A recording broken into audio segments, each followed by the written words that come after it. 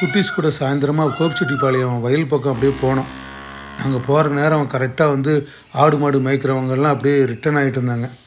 சரின்னு வாய்க்கால் பக்கம் போகிறப்ப வைக்கல் புல்லெல்லாம் ஒரு வண்டியில் வந்து ஏற்றிட்டு இருந்தாங்க. அங்கே அடிக்கிற காற்றுக்கு வந்து சூப்பராக இருக்கும். அந்த வாய்க்கால் கரையில் அப்படியே உட்காந்துட்டு கொஞ்ச நேரம் ரிலாக்ஸ் பண்ணிகிட்டு இருக்கப்போ தான் வந்து ஒரு பனை மரத்தடியில் வந்து நுங்கெல்லாம் இறக்கி இருந்தாங்க. சரின்னு சொல்லிட்டு ஆனால் ஒரு நுங்கு வெட்டி கொடுக்குறீங்களா அப்படின்னு கேட்டோம். ஒன்று அவரும் சரின்னார். சரின்னு அங்கேருந்து ஆடு மாடு மேய்க்கிறவங்கள எல்லாருமே நொங்கு வெட்டுறதை பார்த்தோன்னா வந்துட்டாங்க. எல்லாருமே என்னுடைய ஃபாலோவர்ஸ் வர. சரி எல்லாருக்கும் நொங்குலாம் வெட்டி கொடுத்துட்டு குட்டீஸுங்க இந்த மாதிரி வந்து ஒரு இயற்கையாக வந்து ஸ்பாட்லேயே வந்து பனைமரத்தடியிலே வந்து நொங்கு வெட்டி சாப்பிட்றப்ப வந்து அதோட டேஸ்ட்டே வந்து வேறு லெவலுங்க. இன்றைக்கி எங்களுக்கு அந்த மாதிரி ஒரு வாய்ப்பு கிடச்சிது. சரின்னு சொல்லிட்டு நம்ம தெரிஞ்ச நண்பர்கள் அது வழியாக போகிறவங்க எல்லாருக்குமே வந்து இன்றைக்கி நொங்கு வெட்டி கொடுத்தாங்க.